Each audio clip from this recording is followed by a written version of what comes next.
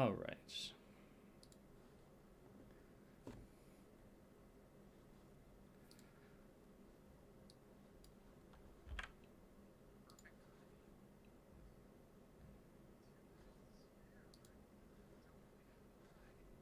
Totally fine. Do you have a camera? Oh, look at that. You moved. Now I have to move everything. No, it's all good.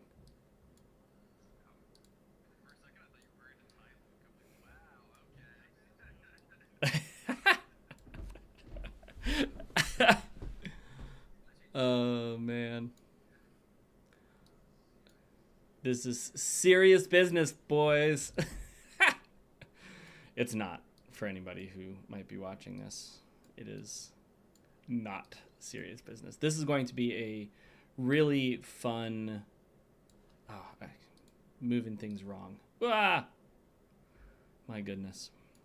If anybody actually knows how to stream, let me know, because apparently I do not. Okay, so I'm getting everybody's names. Set.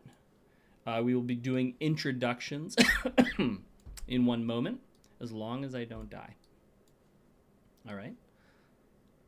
That would not be awesome. Oh my goodness. It would it would certainly be content. All right.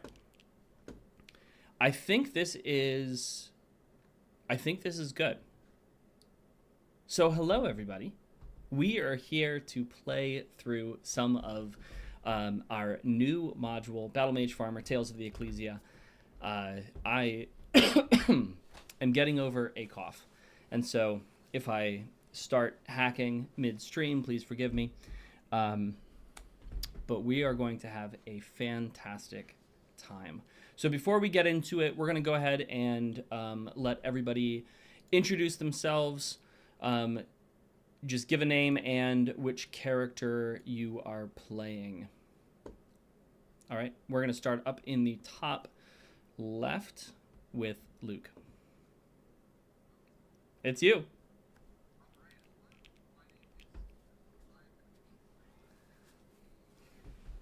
Yes.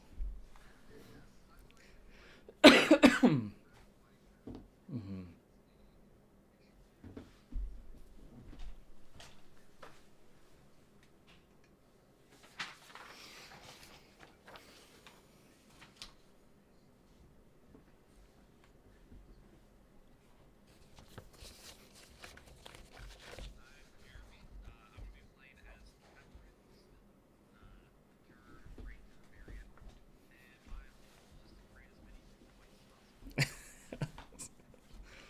Oh my. That's right. That's right. All right, and I am going to be running this game. My name is Seth. If you're not familiar with me, I wrote Battle Mage Farmer, I guess all of the books. I was about to start listing which of the books I wrote, but I did write all of them. Yeah, right? At least most of them. Unless there's some floating around that I'm not aware of. That would be quite exciting. But we are going to be having a great time. Before we get started, though, it looks like we do have some people who have joined.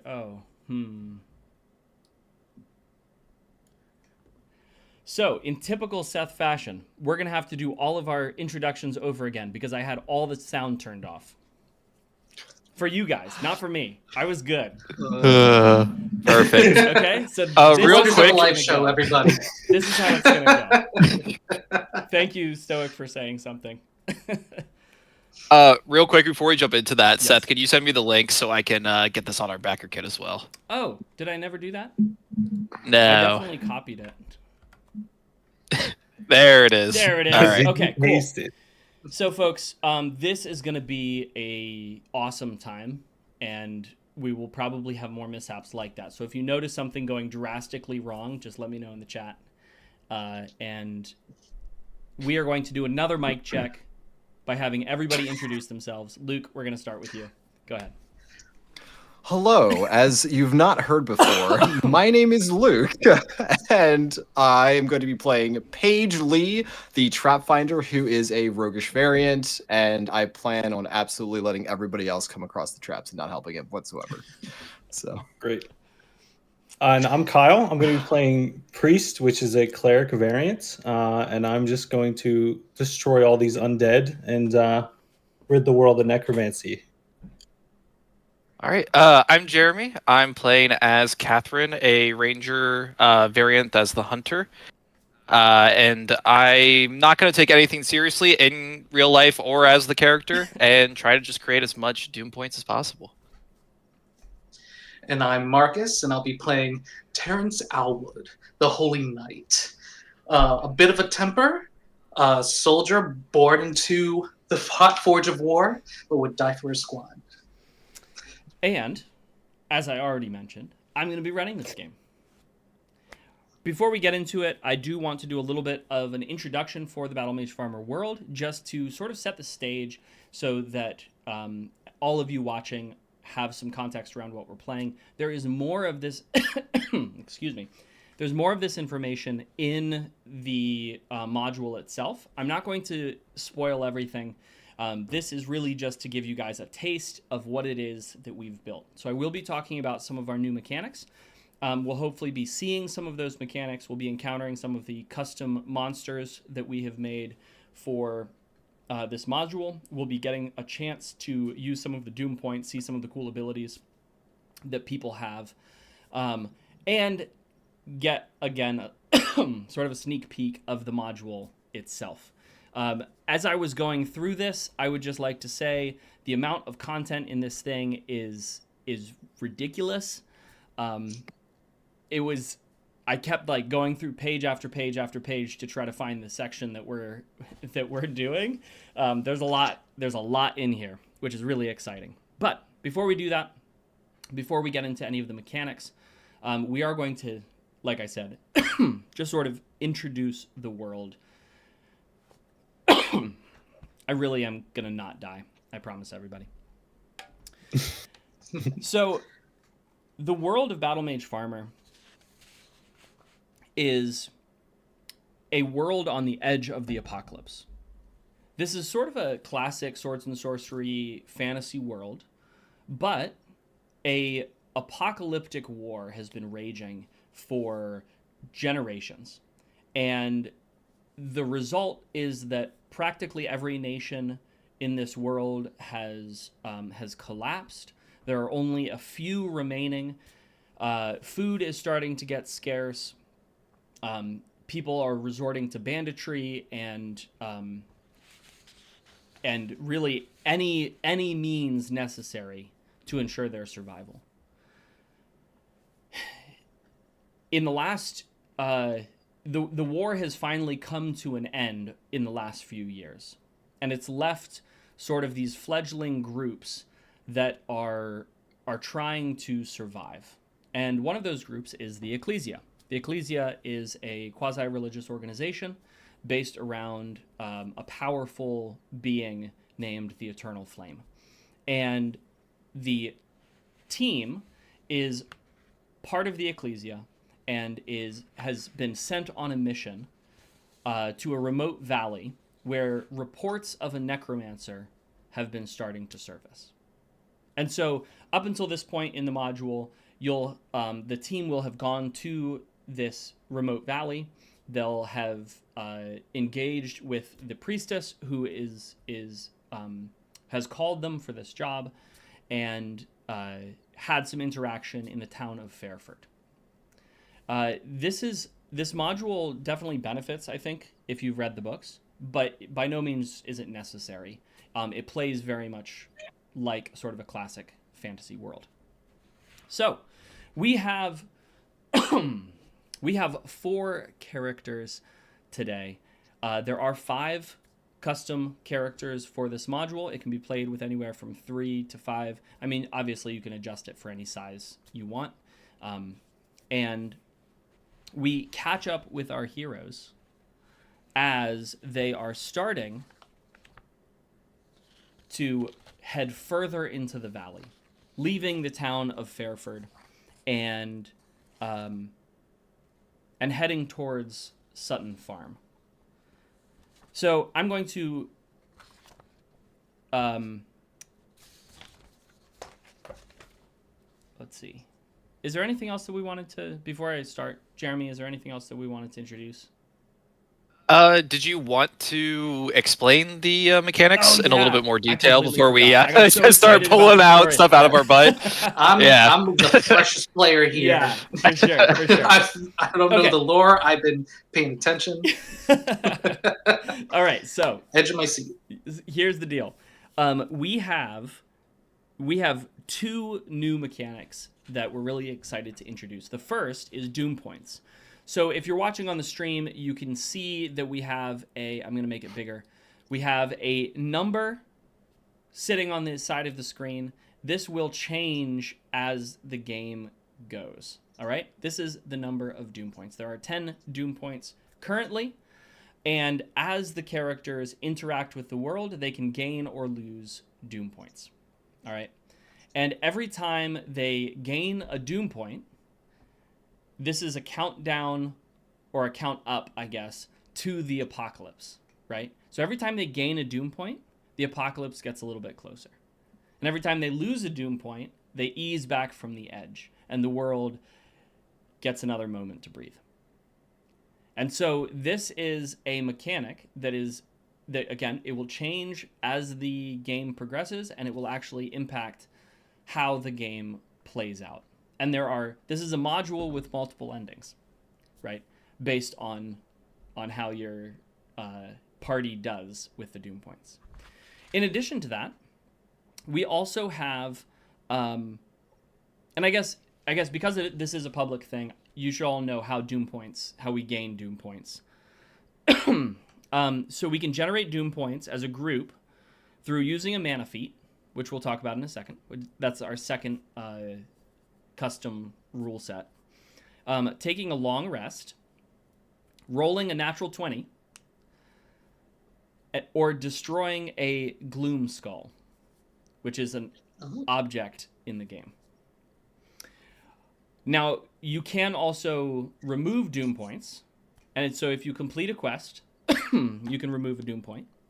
Or if you deepen an emotional connection with an NPC or another player character, willingly sharing a moment of vulnerability.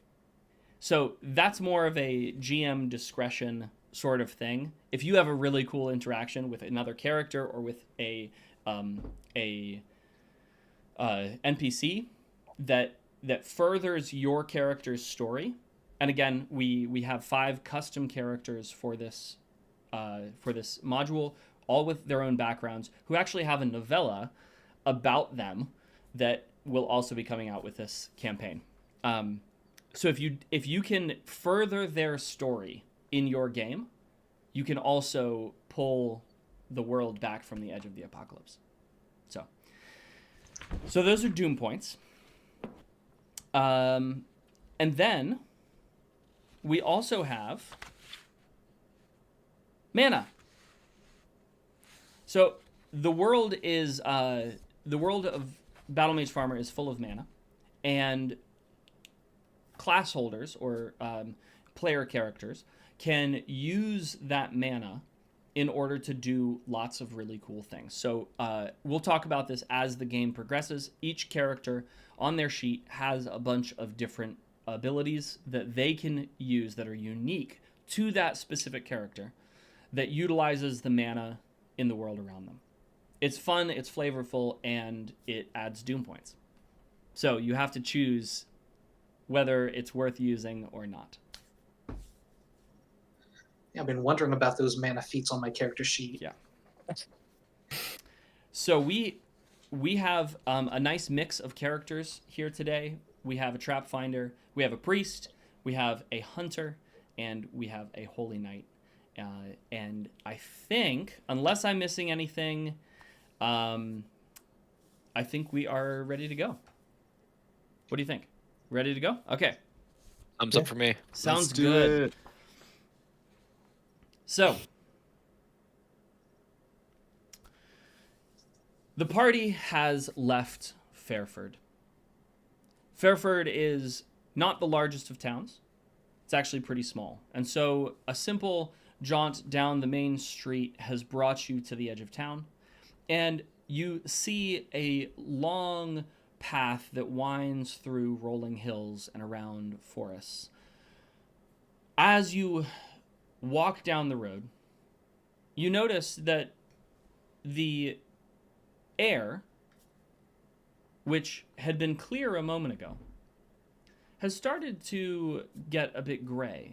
The sun, which had been shining in a bright blue sky, seems faintly faded. You're not sure if it's just an effect that has occurred because of your experiences in Fairford, but this adventure is well and truly underway. As you round one of the corners, the town vanishes behind you, blocked by the forest, and you see the path continuing to stretch out ahead. A little ways down the road, you spot a carriage, maybe a cart.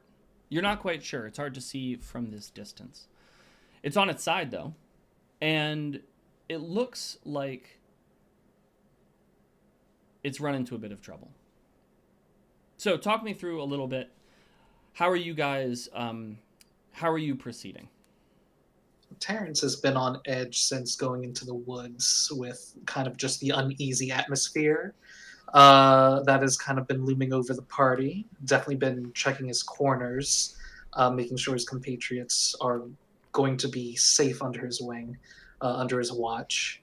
Let's see, we are all human. As far as we know. Well, I like pulled up everybody's character sheet because I'm like, what's everybody's names right now? Yeah. At least I got classes to character names. All human, yes. Yeah. I'm gonna like stop like and like maybe whoever's like Roland, who's beside me, just kind of hold my hand up to kind of like stop the group once this carriage scene comes into play, overturned, and Terrence is going to just be like, hold up. This looks unusual. Paige, Yes. do you sense a trap? It's always a trap, don't you know? My thoughts. May exactly. I roll a check for traps? Specifically, I guess a perception or investigation. Yeah, absolutely. We are pretty far away, so my perception isn't actually that good. Maybe I need some glasses, but For investigation, you'll need to be a little bit closer. You're welcome to take a okay. perception. So I'll just do a standard perception check for now. It's a natural 20, whether you believe me or not. You also can't read that die. Yeah. Yeah. Count up the doom points. Yeah. Oh, wait, right. Wow. Got it. Wow. First I mean, it was roll. a 19. Oh, I love it. Oh, great. Oh, boy. I love it. Here we are off to a go. great start, folks. So, you glance down the road, and you immediately notice that this is a cart that you've seen before. In fact, you saw it right up close when you were back in town. What's strange, though, is that there were 2 horses with it. They're gone. You can actually see, because you know to look for it, that the harness or the harnesses have been cut, and the I don't know what it's called, the thing that connects the carriage to the horses. whatever that's called. It's been snapped. Tongue. Anyway.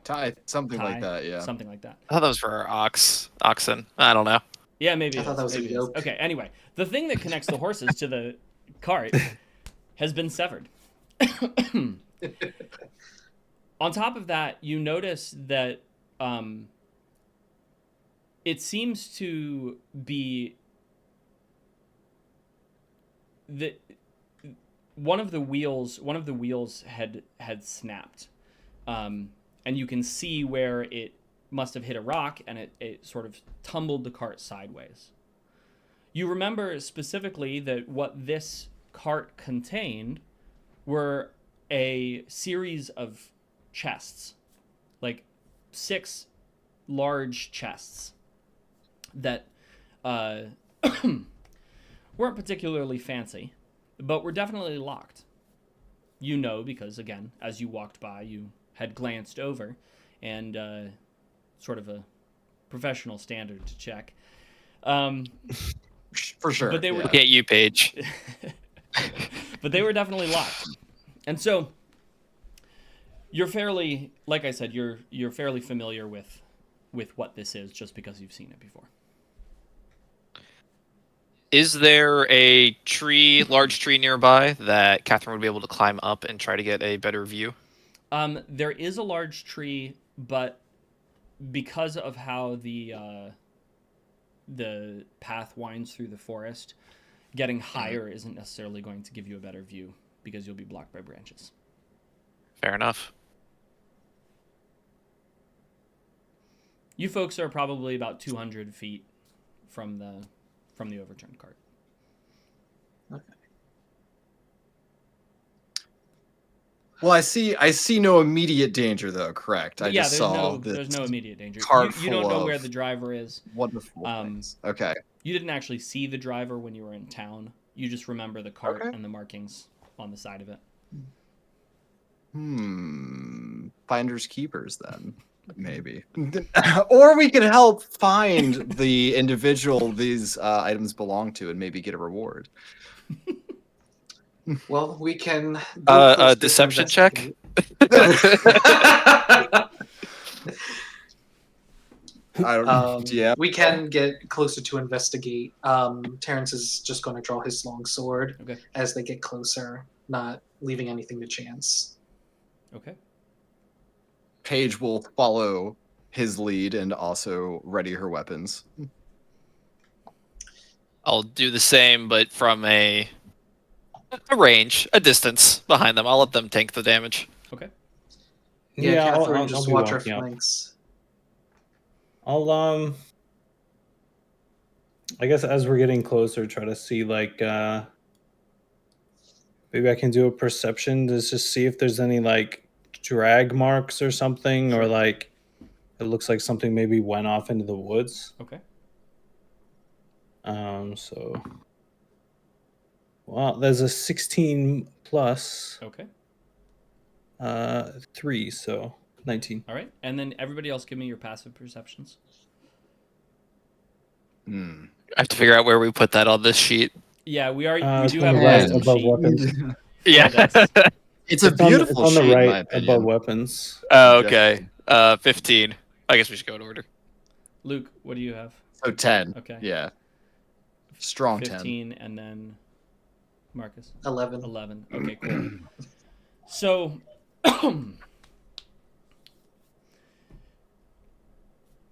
Roland and Catherine, both of you see there are some marks where someone walked into the woods. You also see where the horses must have broke free and run. The horses seem to be going further down the path.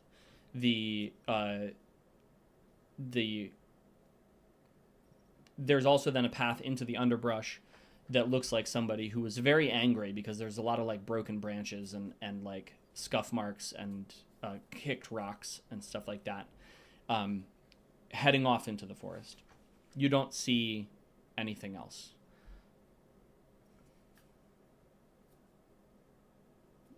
Well, I'm definitely gonna relay that to everybody else. I'll have Terrence. I'll kind of come over and pull you to the side and show you What's wrong? these marks and these drag marks and broken branches, and say, well, it seems that whoever possibly caused this, or maybe the people manning the wagons themselves, have taken off into the woods for whatever reason.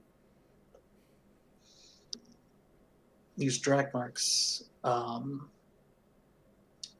it something they plundered or It's personally? less drag marks and more that somebody stumbled into the woods Okay. without concern for the path they were leaving. This is a reckless or a hasty retreat. Mm-hmm. I wonder why. Can we tell like how many? Like, was it one person? Was it like a group of people? It looks like 3 people. Okay. Okay. Either the bandits met something that they were afraid of, or maybe survivors from the cart actually got away and left the goods behind. As the 3 of you are talking about this, Paige, you have been able to see that the chests that were in the wagon, you weren't able to tell from a distance, but the chests that were in the wagon, it looks like one of them was smashed when it fell over, and some of the contents, you're not sure if it's cloth or clothing or something like that had sort of spilled out. But you do see that underneath where that box had been sitting is a larger, longer, more ornate box with a really sort of curious silver lock on it. Ooh. And so because of how the chests like fell out of the cart, you can see that underneath. I suppose I guess there's no reason to tiptoe, but maybe just for fun, I will tiptoe over to the cart and take a look at this silver lock. I don't suppose, I mean, maybe a quick cursory glance, most likely not finding any keys in like the driver's seat or anything, I assume, no. So maybe I will take my trusty friends lock and pick and see if they have anything to say to this lock, perhaps. Okay. Okay. You do have to leverage a couple of the other boxes out of the way. Okay. In order to. All right. Well, I mean, I'm not going to hide my activities from the party, so maybe I'll request the most amicable party member to help me move some of these things. That would probably. Which will be Catherine. Catherine, I agree. Not a member. Of the I think Catherine's rolling her eyes and be like, "Paige, this is not the time. Can we? Catherine, come on. Come on. They're not going anywhere. It could be a clue. We don't know. This could tell us whose card it was. I'll go over and I'll help Paige. Okay. So you I move just the boxes imagine out they of the took way. all the clues. You realize that there are actually 2 of these ornate long chests in this in the bottom of the cart. Okay.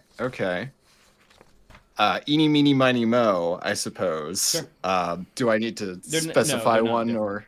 Okay. I call dibs on the left one, but you can have the right one. Okay. All right. I'm doing the work here. You need my help.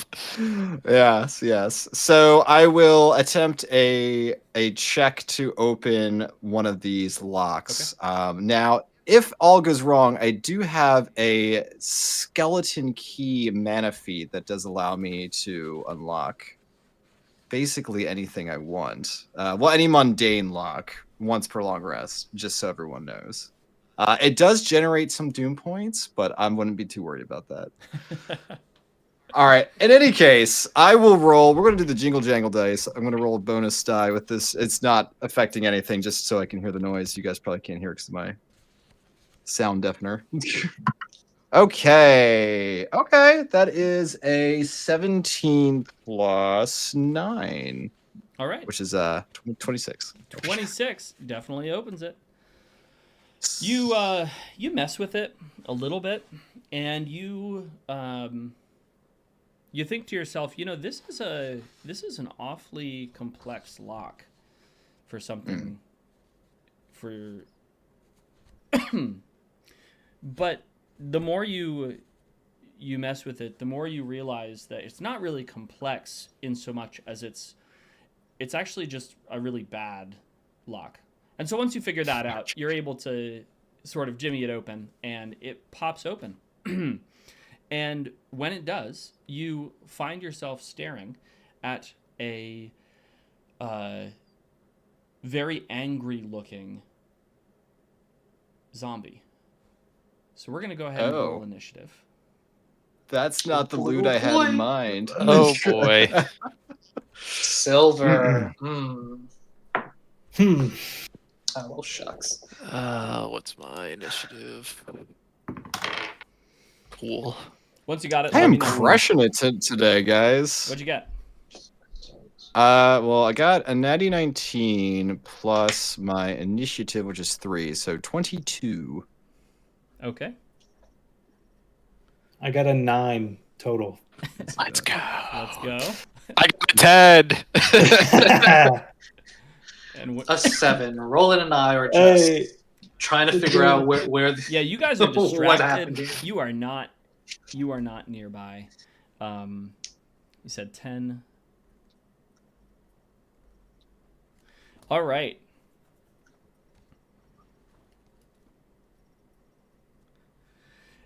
So, you guys find yourself facing a gloom-bound zombie.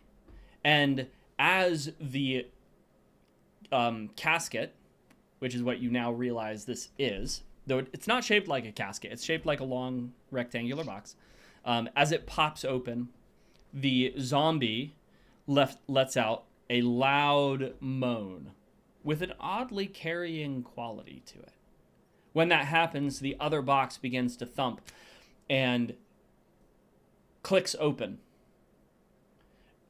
In retrospect, you realize that these locks are designed to be opened from the inside. The other box flips open and another zombie appears. So there are currently 2 zombies facing all of you. You guys, Paige and Catherine, you're on one side of the cart. Roland and Terrence, you are on the opposite side of the cart. All right? So that's roughly where we are. But you have had the most time to react, Paige, so it is going to be your turn to go. Well, heck yeah. Well, I'm rather very disappointed in my treasure that I've just discovered. I don't suppose these zombies have any gold teeth or expensive jewelry on them. I don't suppose. Not anything that looks nice enough to take. Well, thoroughly disappointed then, and in my frustration, I will lash out with my dagger to stabby stab stab. Okay. Go ahead. Let's go with. That is a 16 That hits. plus. Okay. Excellent. And then I do an amazing D4 plus 3 piercing damage. That is a 4. So 7 piercing damage for my dagger. Okay. Um, You land a really solid hit that stabs straight Excellent. into the zombie's chest, tearing a large, gaping wound. It looks at the wound, and then it looks at you. And it's about to bite you. But before that happens, Catherine, you're up. Oh. I'm sorry. Do you have... Oh. Could I really quick just use my bonus action to disengage Yeah, sure. Go ahead. with my cutting action? Yeah. You're right. Okay. Yes. I do that, and I bravely step away from the zombie. He bravely runs away. Bravely. I love it. Oh, the person with the bow and next How- to two zombies, great. Give me a sense of how far you're moving, Paige. Oh, fair enough. I just want to move like 15 feet, still, Sure. close enough to help out if needed, but far enough away to let somebody else get bitten I love it. bravely. Yeah. Yeah. Catherine, you are currently in the line of fire. Perfect. I'm going to also step back. Okay. I have escaped the horde, so if they are going to be taking opportunity attacks, they are at disadvantage. So I can get away from them. They will be taking opportunity attacks. All right. Give me one. Oh. Did I really? I also forgot how sneak attack works, so somebody remind me when that triggers. So sneak attack triggers anytime you have advantage, right? Advantage. Okay. I think so. That sounds Yes. about right. Which I think it might have triggered. It should have triggered. It should have triggered because when you're next to somebody on your team and attacking an enemy, you have advantage automatically. Because you're a rogue. Okay. I mean, I don't. It's up. I don't know. Do we want to throw in sneak attack, or is that too retroactive No, at this point? Go ahead. Okay, so it's only going to be 4 extra d6 then. So let me grab. Only 4 extra. Yeah, only. You rolled what, a D4 for your initial damage? So I should turn off my sound so you can hear this lovely hollow die, which is Ooh, I very love it. fun. Oh yeah, I highly recommend them. I got Not a pair. super weighted, probably very well, but all right. My little plastic die rolled a 1, but then I rolled a 4, a 5, so that's 10, 14 on that. An additional 14 damage. Yes, I don't remember what my initial damage Your was. initial so- damage was 7. Okay. Rogue it's guys, what only are they? What do they 46. do? I don't know. Okay. So that guy is much more wounded than Excellent. than he originally thought. But now, as excuse me, as Catherine is about to step back, we are going to get a couple of attacks here. And let's see here. The first attack is a 12. Gonna miss. And then the second attack, is a 6. That'll definitely also miss. Well, they both tried to attack you and miss. Sweet. Trying to get out of there. Yeah, they're Yes, they're just still trying to like- struggle out of the boxes. Fair. So I'll keep backing up. Sure. I'll probably go back about, next to where Paige is standing. Sure. Maybe a little bit behind, just so I have a What? meat shield. Bravely. Bravely. I'll bravely use Paige as a meat shield. I love it. I'll pull out my longbow and I will shoot at the one that Paige did copious amounts of damage to. All right. That will be a 27. Hits.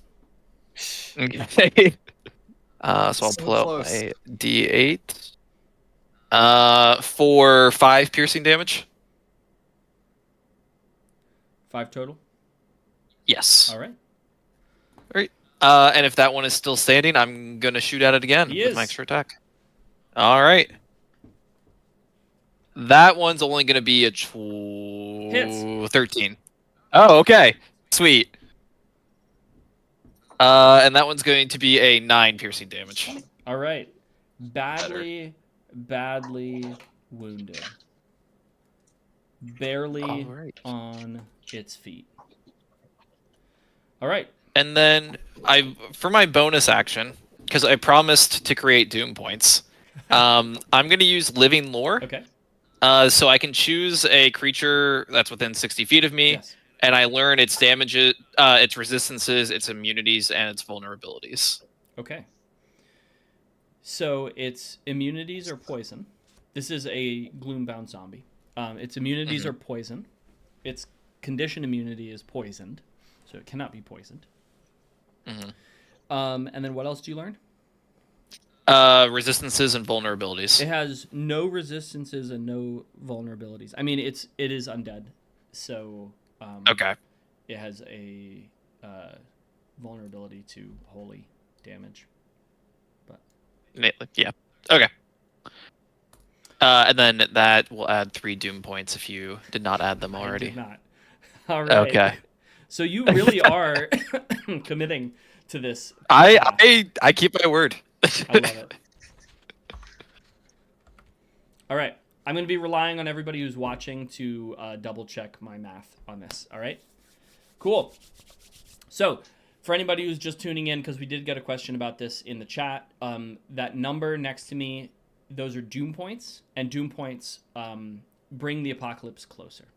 So that's what Catherine has committed herself to doing, bringing the apocalypse closer. Love it. Committed crimes against humanity. It's not a crime to start an apocalypse. War crimes. Roland, you're up. All right. So I obviously hear and see this commotion Yes. on the other side And, of the. and by now the this little zombies caravan. have lurched up and are starting their rough shamble over toward where Catherine and Paige have bravely retreated. Of course. So I think with that, I'm gonna bravely move around the caravan, staying behind them, Mm-hmm. and ready to blast a sacred flame. Okay. That's just the closest one. Well, which That would side are be you to moving me. around? One of them has been wounded, one Um, has not. I'll be moving around the left side of the caravan because I would have been behind Terrence, Okay, right? So probably. I'd be moving back around the left. Okay. So I'd of course probably be shooting whichever one is on the left side as well. This first one that I see. Sure. I couldn't really tell which one was damaged, to be fair, so I'm just kind of saying I'm shooting the first one. Yep. So I just rolled range for 60 you feet. to determine which one. Okay, got it. So I'm going to ready with my hand, just kind of holding out, and just cast Sacred Flame. Okay. So they have to succeed on a dexterity save or take 1d8 radiant damage, which will actually be 2d8 since I'm level 8. Nice. So they need to beat a 14 on a dexterity They save. do not. They do not. Okay, perfect. All right. How much All damage? right, so 1d8, that's a 7 and a 3, 10. Okay. The unwounded zombie is about to start lurching toward Catherine when your flame smacks it in the side of the face, catching its hair, what remains of its hair, and its clothing on fire. It begins to flail about madly because it's now on fire. Perfect. Anything else? No, that kind of all went according to plan for me. Okay. So I am good. All right, Terrence, you are going to be up. All right. Well, Man, these zombies forgive are me. slow. I'm trying to learn as I Yeah, the go. zombies are So, Terrence is going to, look at this and it's like, they were running away from something. Get his longsword in both his hands and start charging the zombie who is nearest to Catherine to get in between. Okay. Um, They both are still at the cart. So just running around the cart will put you in front of awesome. them. That's great. So at that particular zombie, I'm going to attack, and I see here I have an extra attack, so I attack twice. Yes. And I heard we're level 8, so it's an extra damage die? Yeah. Or is that just, okay, so I got them all here. All right, so, okay. I hope this is right. So first attack is a 16 to hit. Hits. And that is going to be 10 damage total. Okay. 10 Nice. damage. Which of the two zombies? Wounded zombie or flaming zombie? Wounded. Okay. You swing with your sword, both hands just wailing as hard as you can, and your sword cuts deep into the zombie's chest, slicing through its spine. You can feel the blade click through, and the zombie shudders and then slides to the side and falls to the ground. Ooh, awesome. Then, am I in range to take the second swing at the Yes. flaming zombie? You are. Awesome. Though, let's see. I only rolled a 4 on the die for that one, so that's going to be a 10 to hit. That still hits. Oh, it does. All right, zombies. Academy. Zombies don't. Well, he's They being don't occupied die. by being on Right. fire. Yeah, I that's guess. exactly right. Yes. He's distracted because he's on fire. Yes. All right, so this is actually more damage. So that's 8 and plus 3. So 16, 19, I believe, is how math works. That is how math works.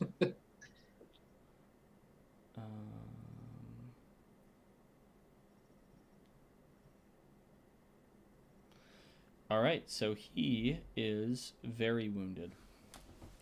Okay. Your sword chops into him, taking an arm off. Black blood dribbles out. And he's Ugh. really mad. And so he's going to attack you. Okay. He attacks you with his other arm because you're standing in front of him. Oh no, it's on fire. And he will get a surprisingly high 18 to hit.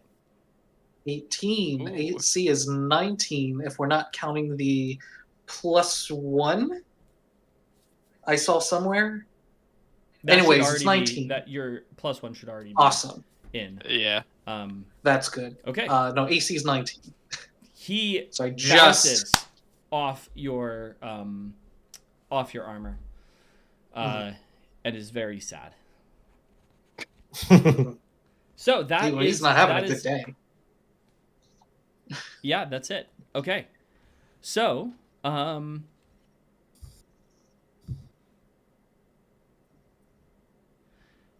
suddenly, all of you hear a shout from across the cart on the other side where the zombies, or where Roland and Terrence were standing. And peering over the top of the cart, you see a man in a robe, pale skin with blackened veins creeping up his neck and towards his eyes, bald with a giant tattoo of a skull on his head. You see him charging out of the underbrush. Along with him, you see 4 more zombies No. Okay. stumbling your direction. All right. And you hear him shout, "What are you doing?" And then a necromancer. Looting? And, well, sorry, not a necromancer. A cultist. And we got to be careful about that distinction. A cultist and his zombie minions join the fight. I really just want to shout back, would- "What are you doing?" Would Terrence know the symbology or symbolism of this guy coming out, that this guy's just bad news all around? It's no. What you know is you can see. This is a symbol you've seen before. You've encountered it as part of your as part of the information you got for this mission in particular. The skull has a infinity symbol where the eyes should be. This is the symbol of the cult of the Master of All, of the Necromancers. And so this guy looks like a cultist. He doesn't look like a full-blown necromancer. Okay. But he's still commanding the undead. Definitely against the eternal flame. I'm taking it. Yeah, necromancy's bad news. Mm-hmm. Not a good thing to, All engage right, with. then. Okay, and those zombies rolled terribly. Let's go. Nice. They saw their buddy on fire without an arm. Yeah, They they got were scared. like, nah, folks. You go first. I'll be right there. Okay. Sounds like Mage and I. Yeah. All right. But they spend their turn running out. The the cultist stops on the edge of the woods. He's about 10 feet past the cart. The zombies, however, spend their turn running around the cart, 2 on one side, 2 on the other. And they are very angry. So, Paige, it is your turn. Well, this is a unexpected turn of events. I've never gotten into so much trouble trying to loot something before. It's just never happened. This escalated. Yeah, so quickly. And so because of this, I'm going to do my normal reaction, which is to turn invisible using my distortion mana feat once per long rest, which as an action, I may turn invisible for 1 minute or until I attack or cast a spell. It only costs a mere 3 doom points, or if you're from over the pond. So I'd like to just do that really quick. All right. So we're up to 17 doom points already. And then It's fine. What then number does the apocalypse happen at? 50. Do we get to know that? Okay. We're fine. We got wiggle room. We're fine. Yeah, wiggle room. We killed Yeah. one zombie. Yeah, we're on a head 7 start. points per zombie is not a very good ratio. The first one was for looking at the cart. Yes. Yeah. It was very important that we did that. Oh. So hopefully, unbeknownst to my quarry, I would like to then bonus action using my cunning action dash around the cart to get within stabby range of this lovely cult member Sure. that we've discovered. All right. And that, being an action and a bonus action, is all I can do. Okay. So So you are hiding invisibly next to invisibly, the cultist. bravely, invisibly I like creeping up on the cultist. Yes. Yeah. All right. Well, it is the cultist's turn. The cultist is furious. And he says, "How dare you?" I don't know if he already said that. Did he say that? No. No, he said, "What are you That's doing?" right. What are you doing? He says, "How dare you?" And he reaches out his hand, and when he does, his fingers seem to turn skeletal and shoot forward. You realize it's an ethereal hand that races across the cart, targeting. 1 second. Targeting Terrence Allwood, who's standing there bright and shiny, right in front. And he is going to Don't have make my his shield. attack with a 7. Hooray. So he sends it forward, but he seems to be slightly distracted. Still, his coat had gotten caught on a branch, and he sort of stumbles as the branch distracts him. On top of trying to shoot over the cart. Yes, exactly. And so the skeletal hand whizzes past your head off into the distance. And he swears under his breath. That's how evil. Too far. Too That's how far. evil he is. Okay. And If that is going to we be didn't know it for him. by now.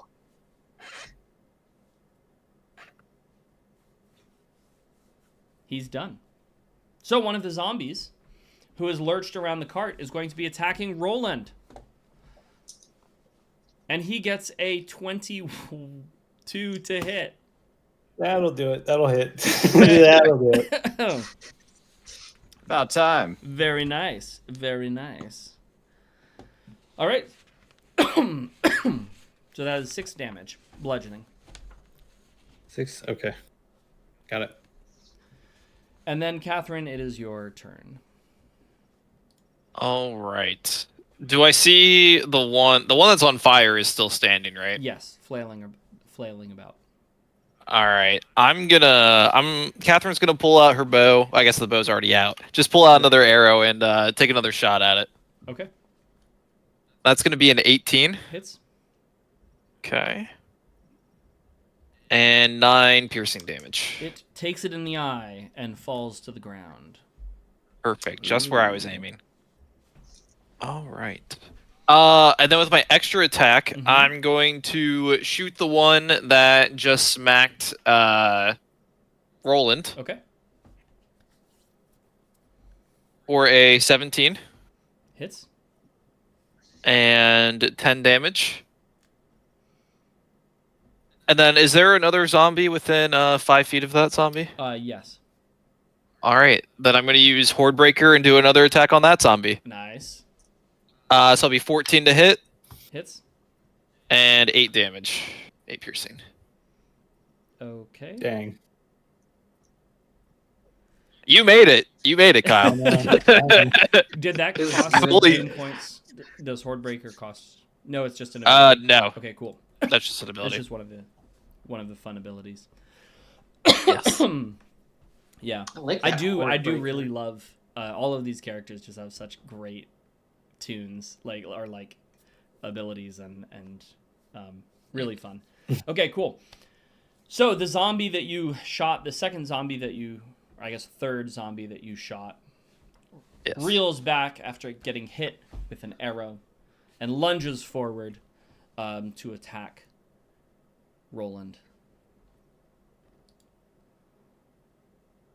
And we have a 14. I have 15 AC, so that'll miss. All right. He tries to bite you. And you just punch him in the teeth. So he fails to bite you. In a priestly fashion. Yes. All right. Roland, you are up. All right. Let me see here. So, I want to attempt to use my turn undead. Okay. So each undead that can hear or see me within 30 feet has to make a wisdom saving throw. Okay. If they fail, they're turned for 1 minute, Okay. or until they take damage. Okay. So All right. that's a cleric for you. All right, so they need to succeed a 14. Okay.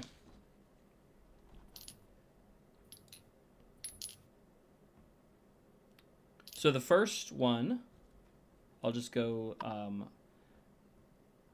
down the order. The first one is actually good. The second one is also good. You said 14? Ooh. Yeah. All right. Good, failed. And good. Oof. Okay. So one of them, one of the ones that's actually over on Terrence's side of the cart, lurches. Does turn just freezes them, right? They have to spend their action to get away from me. They have to flee. Yes. Okay, cool. So all they do on their turn is just run away from me. Okay. Yep. So, so actually, it's the one nearest to Terrence. You see sort of a flash of light around its head. The other ones, you saw a bit of a shimmer around their heads as well, but there's a sort of a gloomy darkness that's following them, sort of trailing after them, and that seemed to have blocked the effect of the spell.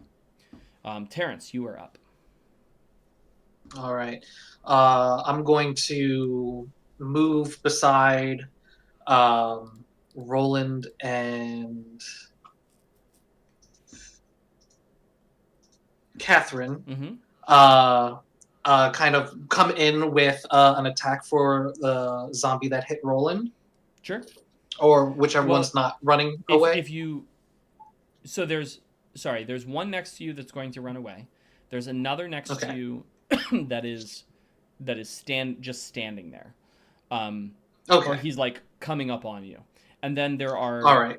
I know there were a lot of zombies on this side of the cart. Yeah, and then there are two more on the other side of the cart, next to Roland.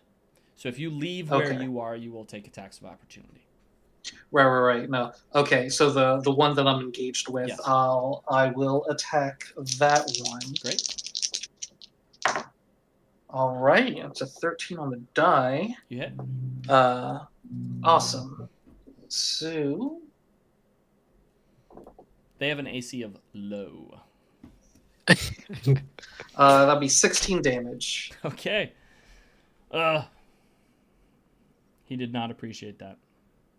And if he is still standing, then I'll do my second attack. Sure. It's a crit. Nice. With the clinky dice. I brought my pair out. I love it. Nice. I love it. Yeah. So natural 20. Oh right. Yep, nat 20. Sweet. Yeah, I know I crit on a 19s as well. Yeah. But yeah. Okay, then a 6 and a 7 plus 3, 14, 15, 16. So you add what's your Oh wait, crits. I'm not familiar with crits in 5e. Double your damage dice. Okay, then I'll just roll these 2 d10s as well. Okay, so then and then add your bonus. And then add the bonus. Okay. Okay, no, that makes it 28, 31 damage. That zombie Jeez. that zombie is Dang. dead.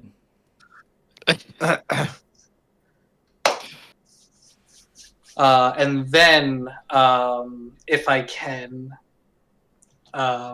move closer in with to join Roland and Christine on their side. Yep. Or Catherine, rather. Yeah. Well, Catherine is actually back a little bit further, but you can certainly run over to Roland. Yeah, definitely, because he's hurt, and I just want to get in there and then get back to back with him. As you are running over, all of a sudden, that gloomy darkness that's been sort of coalescing around the zombies shudders. And you realize it's from the 2 zombies that you already cut down that are at your feet. The first ones to come out of the box. And then you see a sort of flash of green light as an ethereal tether stretches out from the cultist, who's on the other side of the cart, passes straight through the cart, and drills into the 2 zombies, who both groan as their bodies knit themselves back together, returning to the original sort of state they were in when you first saw them. And then they start to rise to their feet. Both of them, because, Terrence, you're running past, try to claw at your legs as you run past. Ooh. And both bounce. Thankfully, your legs are armored, and so a 9 and a 17 won't hit. But there are now 2 more zombies standing up once again. Okay. Uh, And you said that energy was coming from The cultist. the cultists. Okay. The 2 zombies standing next to Roland.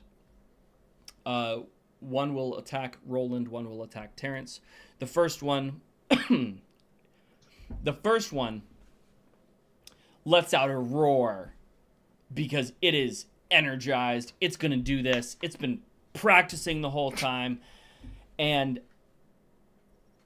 it just, some remnant of its previous life must have, still been in the zombie's head, because he clenches a perfect fist and just throws the best punch you've ever seen. Unfortunately, at the same moment, his companion steps in the way and he just socks the other zombie right in the face.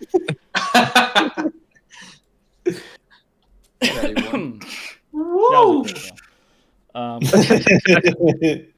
it's one or the other. Yeah. But the other zombie who is attacking Terrence, that just got punched in the face,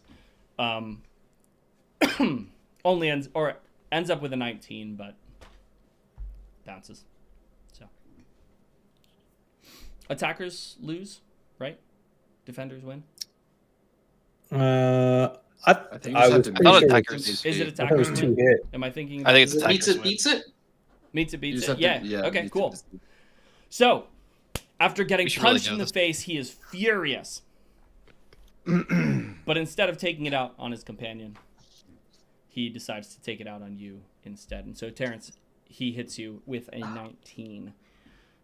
Yeah, that'll hit me. Yeah. And then he does 6 damage. Okay.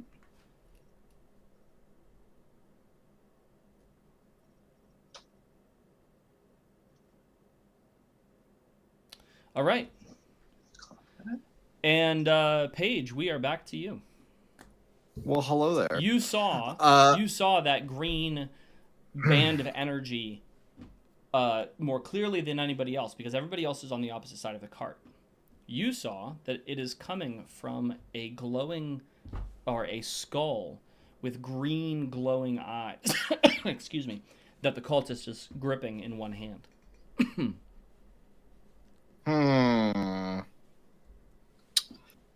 Well, I am invisible.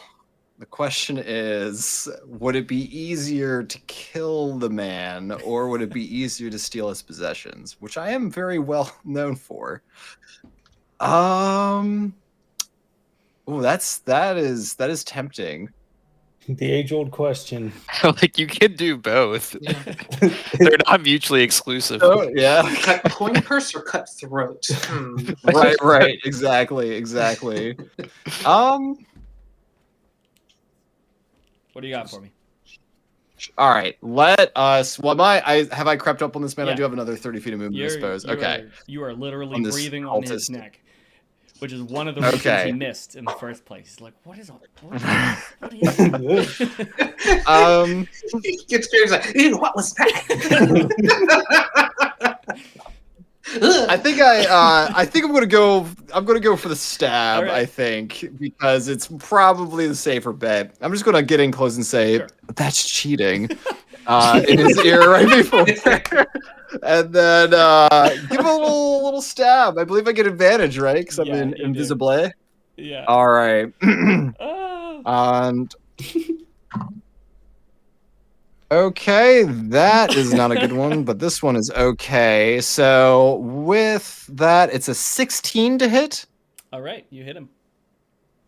Whew, okay. Yeah. One of those was a 3, the other so thank goodness. So we'll do a little thing called sneak attack damage. We'll grab some of that, a little bit of that, a little bit of that, and then maybe this. Okay. So Oh wait, no, I'm grabbing the wrong thing. Just 1d4. Sorry. The rest are d6s. Yes, they are. You, and you. Okay. Yes. 46. Here we go. Got the dice. All right, what do you got? Okay. Ooh. Can I even move this here? We got a 6, a 4, a 6, a 6, and a where's that pointing? And a 6. That's a fox face. I rolled Wow. max damage with Wow. 4d6 and a d4. So So that's let's see. 28. I need to get back into D&D. So yeah, if I'll take somebody's roll that You to should 28 be gambling. plus. You should have whispered, "It's a trap." It's a trap. plus 3 for my standard Oh, bonus. jeez. What did I knock over there? I think I picked it up, whatever it was. Anywho, I couldn't believe that myself when I just saw that. Sheesh. Anyone want to buy my dice? Yeah. 10 mil up front. So, anyway. Okay. So He, you stab him really, really good. he is hanging on by a thread, and is incredibly shocked that you just appeared next to him and literally opened up his entire stomach.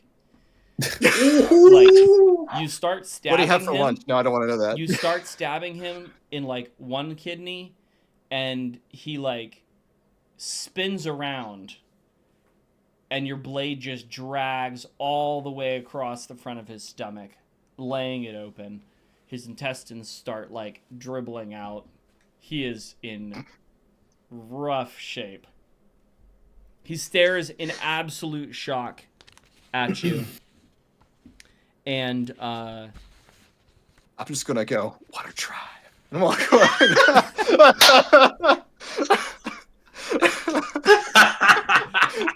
so what else are you doing? Are you disengaging? That's yeah. I guess I still have a bonus action, don't I? Yeah, I don't you even know what do. to do. I'm like in awe of myself here. I don't even know what the probability was on that roll, but Jeez.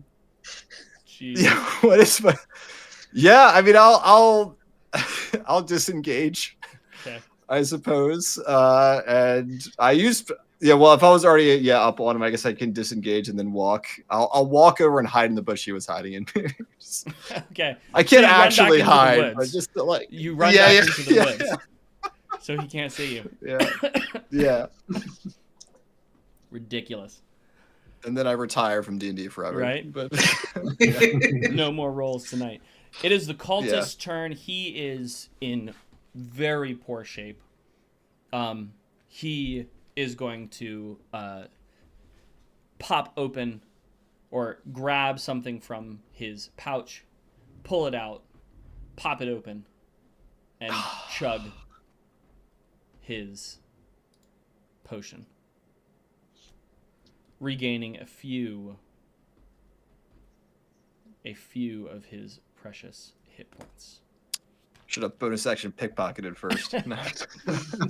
You were right. We all scoffed. Yeah.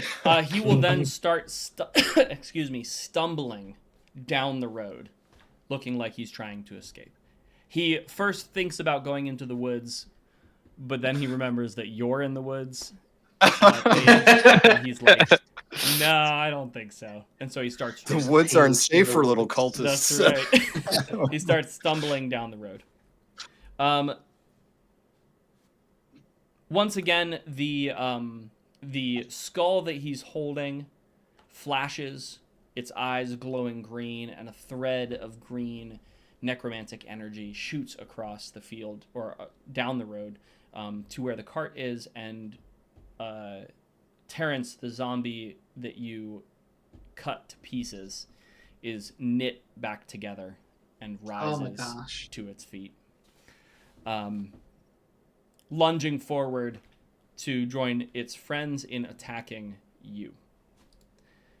And so he attacks with a 21.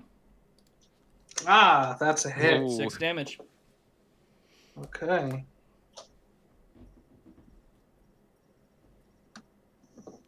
All right, Catherine, you're up. All right. I'm assuming I can see the cultist Yes. fleeing. Yes, Is this cultist very much in range of my arrows? very much. All right. Then in true fashion, I'll do my other mana feat, which is Final Volley. Okay. So I get to make 2 weapon attacks against the cultist. Mm-hmm. Well, that's a nat 20. Oh. Oh my How god. many? I was going to This- say something, but never mind. And the got second this. one was a 14. The Okay. best party to ever exist. Let's see here. Both hit. Not only All right. did he cause doom points, but he caused more doom points. Yeah, so the bad part I about forgot me about rolling a that. 20 is that my feat automatically makes both of those crit. Why is that so unless bad? you want to give me... I guess.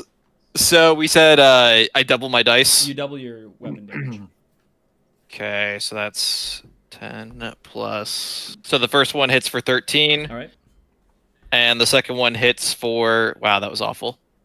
7. Okay. So a total of 20 damage. You whip a handful of arrows out of your quiver. You sling them up on, or you knock them on your bow and fire one after the other in rapid succession. They fly up, vanishing through the leaves, only to return like deadly wasps, stabbing deep into the back of the cultist. The first one hits him square in the spine, dropping him to the ground. The others land neatly in the back of his head and shoulders, and he is dead. Let's go. How many doom points did you, or mana points did you? So it's 5 doom points for the attack, and then a 6th one for my nat 20. You were not. Are we joking. halfway to the apocalypse now? You were not joking that your whole goal is to make sure the apocalypse happens. But You know, this is one of the really cool things about this module, right? You can trade the apocalypse for really cool things. You know, Yeah. there's actual reason, legitimate reason to use these abilities. They're powerful, they're unique, they're flavorful, and they also bring about the apocalypse. What's not to love? Yeah. We've saved one back road in the woods and traded dooming the entire world. Seems good to legit. me. Yeah. All right, Uh, let's see here. Okay, one of the other zombies who is standing next to Roland is going to attack. I apologize. Are you? That's it for you. if I have Okay. enough movement, I was just gonna hop up on the cart. To do that, you will Nice. have to pass the zombies. You know, I'll take the risk. Okay. They get disadvantage with the opportunity attacks, so. Okay. So, are you stopping? So there are 2 places you could be on the cart. You could be on the end where there are no zombies, in which case 2 of them would get opportunity attack, or you can be adjacent to those zombies. I'll be on the end where there are no zombies. Okay. I'll be out of reach. And you said they get disadvantage? They do. The first one misses with a 5, and the second one gets a 15. That we said. Oh nope, AC 16. All right. I'm good. You're good. Both of them Sure. flail at you, but you dodge past, 16. hopping up on the cart, running to the end. These are editable, right? Yeah, 16. Okay, Okay. I'm good.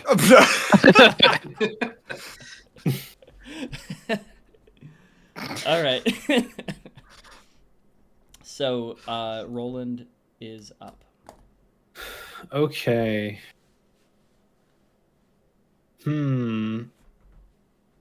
By the way, the zombie that you turned was the one that Terrence just obliterated before he got a turn. Okay. That's fair. So, And then he got back up. so the cultist guy is dead, though, Yes. right? The cultist is dead. Okay. Then, Everybody give me passive perception. Remind me what it is. Passive. All right. All 11. right. I see what's happening here. 13. 13, 10 for 15, me still. 10. Okay. So, you,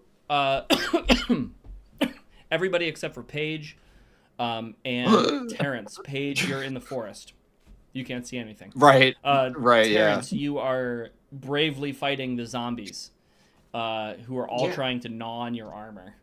And Roland, I'm trying to cover him. That's right. Roland and Catherine, you both see that the skull is still glowing. The eye sockets are still flashing with green necromantic light. Okay. But I'm like, yeah, I have zombies on me though. You do. Guys, I found some Are there two mushrooms. attacking me? There are 2 attacking you.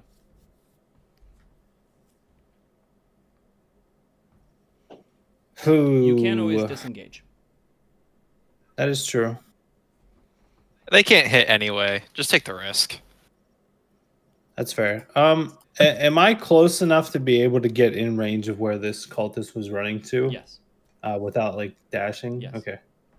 I'll do that then. I'll take the 2 swings at me. As Is there I'm, any kind of universal help action I can throw Roland's way to help him weave through the zombies? There isn't. Okay. No. One of them ends up with a 7, which will miss, but the other one gets a 21. Rolls an 18. Yep, that'll hit. Okay. For sure. 6 damage. All right. Cool. And then you run over to where the cultist is laying Yep. dead. So I see the skull, right? And Yeah. I see the green skull. I'm just gonna like pick it up, I guess, Okay. and can I do like an Arcana check on it? Sure. Okay. So this will be +2. I got a 10, a 12. Okay, so this isn't hard. It's not hard to see what this is. You're not sure the specifics of how it actually works, but you can sense a deep reservoir of necromantic energy in this skull. You particularly have some history with necromancy, and so you know a little bit more than if any of the other people had picked, or party members had picked it up.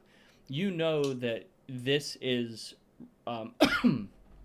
it's really a totem that was being held by this cultist, but it's tied to an actual necromancer who is somewhere nearby, or somewhere in the greater vicinity. So the power that's powering this skull is not it's not from the cultist. It's from a necromancer who's somewhere else. You also know that totems like this are particularly fragile. Fragile, you say? Yes, that is what I said. Well, I wonder what that would do when paired with my mace that I have. So I'd like to place it back down on the ground and just kind of whack it with my mace. Sure. Let's see what happens. You drop the skull on the ground and slam your mace down on top of it. The skull cracks, and there's a wail that sounds like dozens of spirits dispersing. And as that happens, you see green threads of necromantic energy shooting out of all of the zombies, who all collapse to the ground. Their bodies rapidly decaying as they transform back into corpses. The skull, with the collapse of the skull, everything has, all of the necromantic energy in the area has started to disperse. And you find yourselves alone, save for the corpses, on this forest road. All right, Roland. Let's go. Roland carrying the team.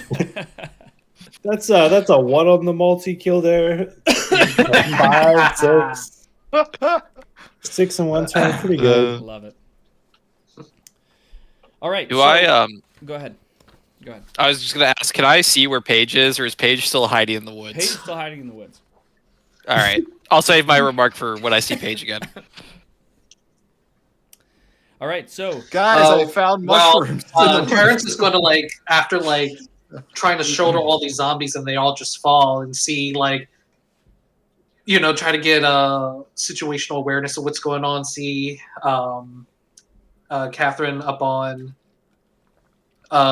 being Overwatch on the cart, then clocks Roland victorious, then looks around and can't find Paige, so Terrence is just gonna Paige! I'm over here.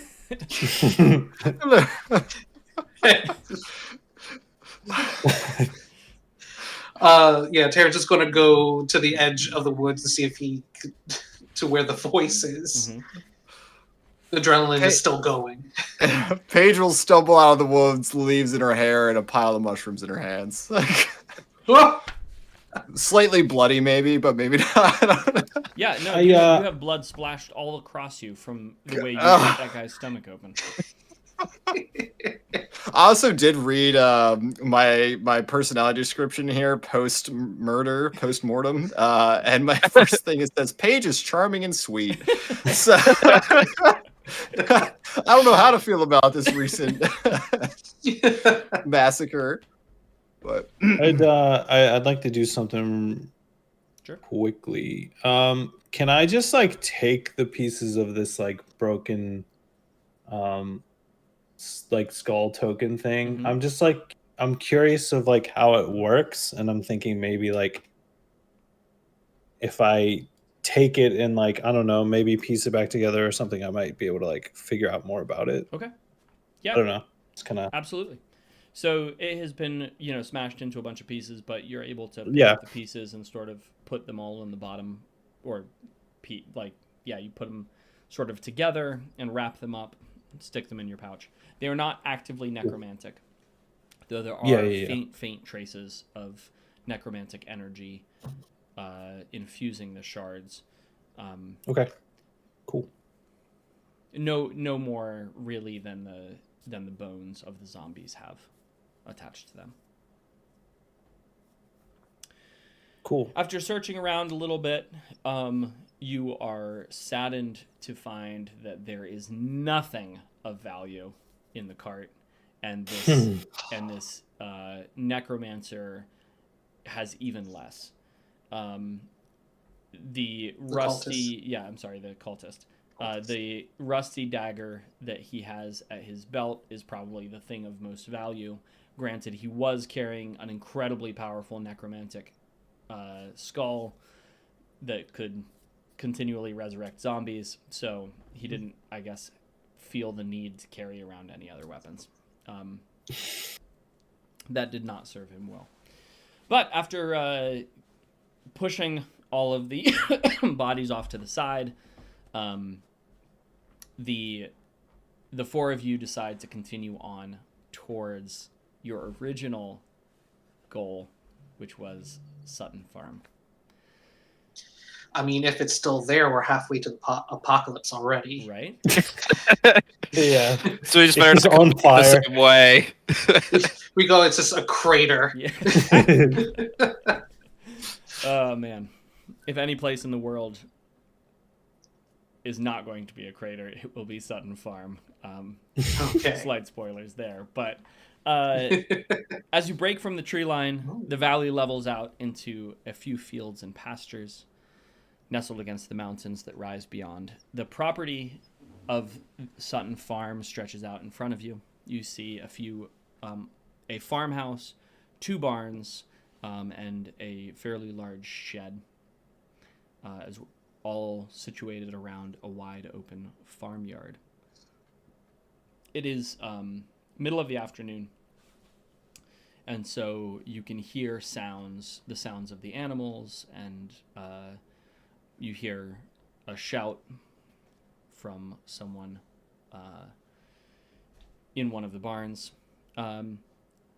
As you walk up the long drive that leads to the farmyard, you find a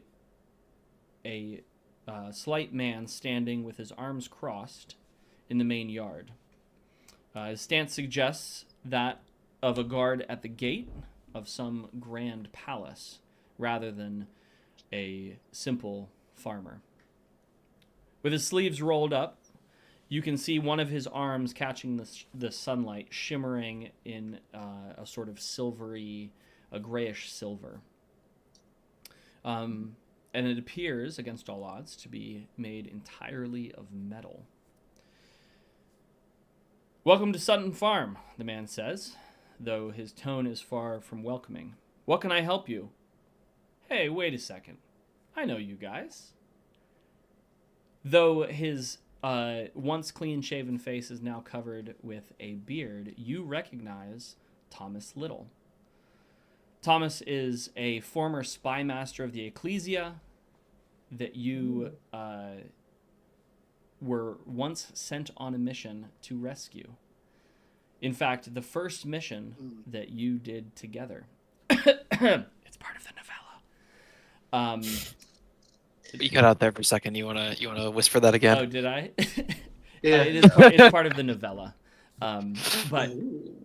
But the first mission that this team was sent on was to rescue Thomas.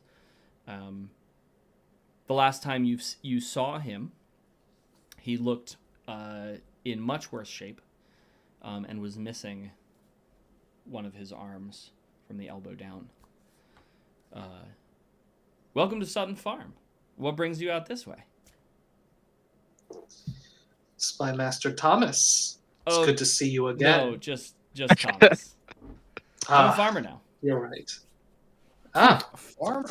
see, Farm Master Well, Thomas? no. I don't know if that rings Farm just as hand, well. actually. Farm hand? Yeah, it's not my farm. Oh, whose farm is it? John Sutton is the owner. John Sutton. He's away at the moment, but you guys are all welcome. Come on. He leads you over to the porch of the house, offering you something to drink. And when you politely decline, he insists and brings out glasses of tea, along with a small tray of what looks like some crackers and cheese. Ooh. Oh. Paige will help herself to some cheese. She's heard rumors about this place It is and is very delicious. curious. It is the best cheese you've ever had in your life. The consistency is unlike anything you've ever had before. Most cheese that you've had is either fairly runny or incredibly crumbly and slightly sour. This cheese, however, is just gloriously smooth and milky, and there are actually 3 different kinds of cheeses on the tray. He's very clearly quite proud of them. Terrence is taking pieces of cheese and making little sandwiches with the crackers and eating them whole. Nice. Nice. And then sampling the other kind of cheese. Paige will treat a few of the pieces like unwatched gold and just kind of Pocket them. for later consumption. So, Roland. what brings you to this neck of the woods? The Ecclesia sent us on a mission. Roland, if you wanted to explain. Yes. So we were sent here to Fairford, and we talked to the Ecclesia priestess who is there. Oh yeah, Eva. Yes. And she told us about rumors of undead kind of roaming around the mountains, and possibly even the hint of a necromancer somewhere in the area. I mean, on our way here, actually, we happened to run into some undead and a cultist who, I don't know, the seemed to valley. have been in Through the the valley woods, on the road yes. here. On the road here. Yeah. Frowning, you see Thomas look into the distance towards Fairford. His expression seems quite troubled. Huh.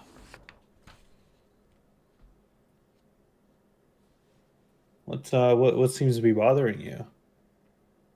Well, I was going to make a trip into town later. But here, come here.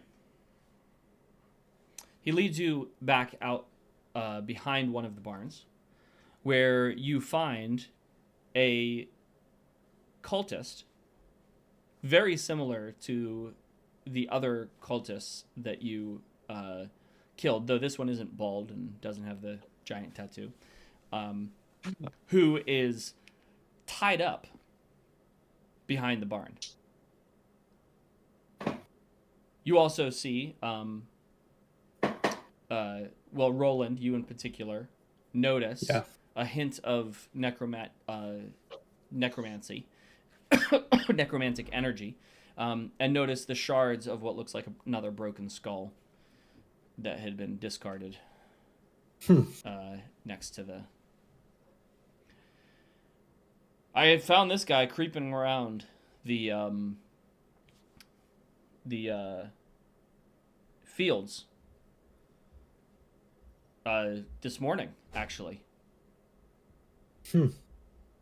And so, once my chores are done, I was going to go into town and get somebody to deal with him. But since you guys are here and you're looking into the necromancers, maybe you can deal with him.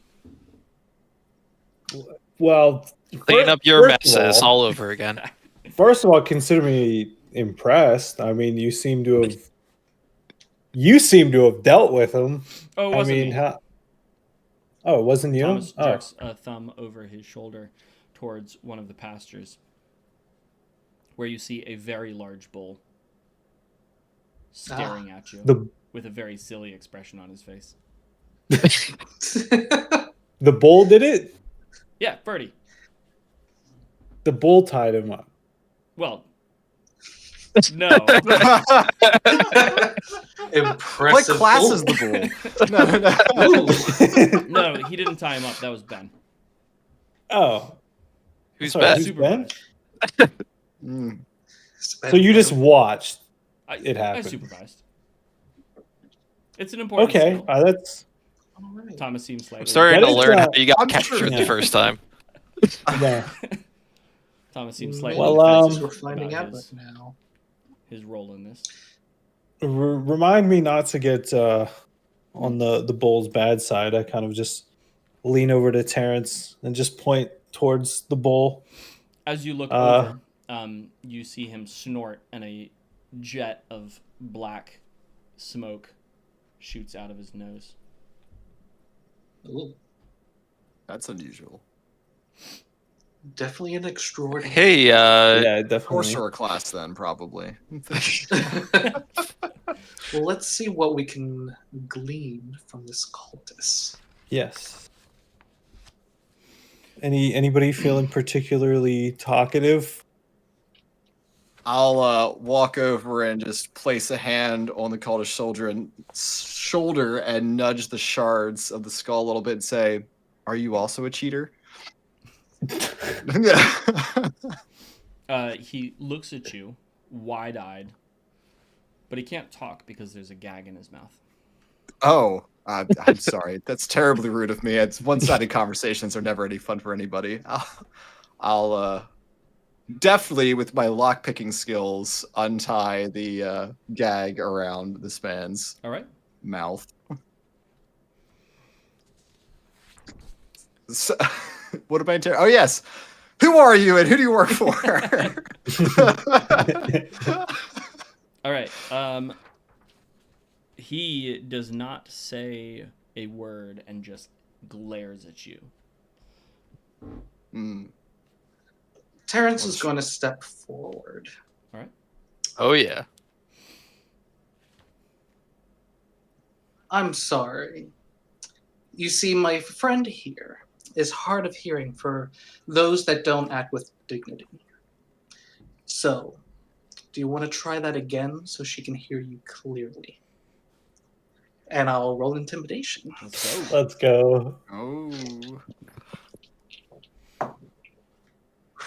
Okay, that is a 16. All right, you succeed as you lean over him, subtly putting pressure on the center of his chest with your fist as you sort of rest your weight down. He looks between all of you and then inexplicably glances up towards the roof before quickly beginning to babble. I'll tell you whatever you need to know. I'm not really with them. I just, thought it was a cool. They invite. I'll tell you whatever you want to know. He, in his sort of rushed, excuse me, in his sort of rushed babbling, he informs you that his name is Mr. Abbott, and he only moved to the town recently, and he really was just looking for, a group of people to hang out with, and, he must have fallen in with the wrong crowd, and he's really not a bad guy, and after you punch him a couple of times, he gets to the point. The point being that there is a necromancer in the vicinity. He describes him as a terrifying figure who speaks with a wicked, raspy voice and is known as Verngall the Twisted. And he doesn't know where he's from, only that he worships a being called the Master of All. And he offers to show you the symbol, and when you free his hands, he traces out the symbol of the skull with the infinity symbol for the eyes. He further tells you that Verngall's temple is in a cave about a day and a half journey to the east, further into the mountains. And he's able to point out the location on the map that you have. When pressed... Like there-ish. Yeah, that's right. Like there-ish. Somewhere around there. Right. Nice map. Hey, Where'd it's you a get map that? of the valley on there. Yes. I like it. When pressed, he does admit that he joined the cult in order to combat the growing threat of mages and witches around Fairford. Look, I haven't been in this town long, but I've heard the stories. There are witches and mages sneaking around this valley. He glances at Thomas, who's staring at him impassively from a few feet behind you guys, and he whispers to you in a voice that everybody can hear, but he thinks Thomas can't hear. I heard they're even on this farm. So, the best thing to do, I learned when I was in the army, the best thing to do is fight fire with fire. And they were paying a lot. Yeah, there it is. Yeah. Trying to veil your exploits here with nobility. Just because there are witches and mages around does not excuse you from dabbling in necromancy. To that, supporting someone whose aim is against the eternal flame. You'll meet your judgment. As for this necromancer, I think us and him have a destiny. Yeah. Thomas, Yeah. if you will be so kind to watch over this humble man as whatever authorities are around can deal with him, we can, Be happy at the to. very least, send word to the Ecclesia of what we found. Don't worry about that. I can send Ben into town. I'll make sure that this guy doesn't go anywhere. Sigvald! Watch him. You hear a cluck. And looking up, see the most gigantic rooster you've ever seen in your entire life. He is probably 4 feet tall, and his wings are just massive. And he is sitting. This must have been actually where Mr. Abbott had looked when you were interrogating him. He's sitting directly above Mr. Abbott, just perched there staring at him with one beady eye. The other eye is covered by an eye patch. Oh, this rooster's seen some stuff. So, man. from here, unless there's something else you want to do around the farm, the next part of the adventure would be heading off to the cave, which we are not going to be doing. Oh. You will have to go and explore the necromancer's lair on your own once you or with your party once you get the people want to figure out what's gonna go down in the necromancer's cave. Pick up your copy. That's right. Thank you. Yeah. Well, Why now at backerkit? so this has been just a bit of a snapshot of sort of the kinds of things that are in this module. There's a lot more role playing, both in Fairford and all over the valley. There are pieces even in the at Sutton Farm that we didn't do. There's a huge amount of content in this module, just like an unbelievable amount of content. And you got a little bit of a taste of not only some of the bad guys, but also some of the unique abilities that the characters have. I just thank you guys so much for playing with me. This has been an absolute blast. I really do enjoy this. I like the Doom mechanic now that I've had some time to experience it. If you have that one guy in the party that's like, let's go. Yeah, I'm going to put all the Doom counters. That's their mischief, that mischievous character, but it's a forward progression. Yeah, exactly. It is behind. It's still positive. Yep. I'm granted, they get their glee of I had the Doom clocks ticking down, everybody, and then it's up to I would imagine, I haven't read the book, but I imagine the whatever the apocalyptic thing can be traded for just a very turning moment in your campaign. Mm-hmm. Absolutely. So I think that's really fun. Yeah, and we have some suggestions at the end of the module for depending on where you are on the Doom your scale, different things happen. And in fact, as you go into boss fights, depending on where you are on your Doom scale, there are different effects. So it's a really fun thematic way to change the world in a dynamic way as you're playing this game. So really happy with how that that mechanic turned out. Again, just want to thank you all so much for sticking around and watching. Thank you for hanging out. If you haven't already, definitely pick up your copy of the module. There's a novella that goes along with it that explores the background of the 5 pre-gen characters for the module, but you can always build your own characters. It's a level 8 adventure, and so any level 8 characters are gonna do great. And plus they have exclusive dice. Yes, that's right. Dice map, a killer plushie that is that is Ferdy. That's the bull. That's the bull. That's the bull. And then we have a Awesome. dice tower. Yeah, Seriously, That's a lot what of I just want. really cool, Yes. a lot of really cool stuff. Can you open that bad boy up?